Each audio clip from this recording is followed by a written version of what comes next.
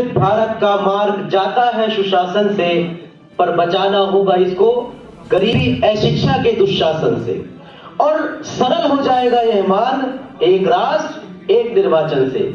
महात्मा विदुर की धरती बिजनौर से मैं गुरप्रीत सिंह, क्रांति की जननी मेरठ की इस पावन धरती पर यहां पर उपस्थित सभी श्रोतागणों को शत शत नमन करता हूं। महोदय, हम सभी जानते हैं कि 1952 से लेकर के 1967 तक हमारे देश में एक राष्ट्र एक चुनाव की ही प्रक्रिया थी, लेकिन 1971 में यह प्रक्रिया राजनीतिक अव्यवस्था के कारण टूट गई।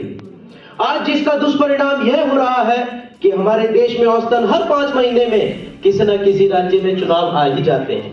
इतना ही नहीं, देश में करीब 5 से 6 चुनाव औसतन हर साल संपन्न कराए जाते हैं। और तो और आज चुनाव आयोग पर 30 से ज्यादा चुनावों को कराने की जिम्मेदारी है।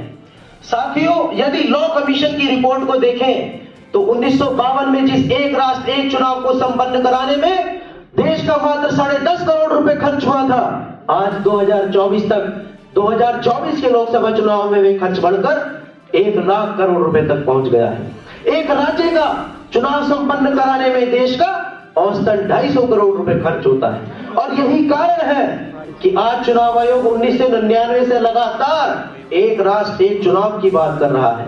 और साथियों, अब वक्त आ गया है कि हम लोग अपने देश को एक राष्ट्र एक चुनाव को अपना करके ये बार बार होने वाली वोट तंत्र से बचा करके और आर्थिक संपन्नता के साथ अपने देश को इकोनॉमिक मशीनरी बनाने के लिए कार्य करें। मित्रों, अंधा वह नहीं होता जिसको दिखाई नहीं पड़ता, बल्कि अंधा वह है जो बदलते समय को नहीं देख सकता। आज जब हम लोग 2047 तक अपने देश को विकसित राष्ट्र के रूप में देख रहे हैं, आज जब हम लोग अपने देश को $5 ट्रिलियन की अर्थव्यवस्था के साथ विश्व में तीसरी सबसे बड़ी अर्थव्यवस्था के रूप में देख रहे हैं, तो वही बार बार होने वाले इस वोट तंत्र के चक्कर में अपने देश का अरबों खरबों रुपए बर्बाद कर रहे हैं। मित्रों, मुझे मालूम है कि एक राष्ट्र एक चुनाव इतना आसान नहीं, लेकिन असंभव को संभव करना ही तो मेरे देश भारत की विशेषता है।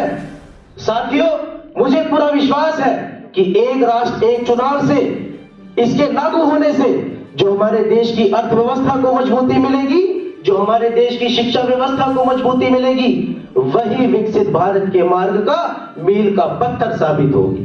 अंत में एक आह्वान आप सभी के नाम कि केवल भाषा, जाति और वोट तक सिमट कर न रह जाए इंसान, केवल भाषा, जाति और वोट तक सिमट कर न रह जाए इंसान, केवल वोटिंग लिस्ट की सूची तक सिमट कर न रह जाए उसकी पहचान। आइए हम सब मिलकर एक विकसित राष्ट्र बनाते हैं, एक राष्ट्र एक चुनाव पर सकारात्मक मोहर लगाते हैं, सकारात्मक मोहर लगाते हैं। बहुत बहुत धन्यवाद। जय हिंद।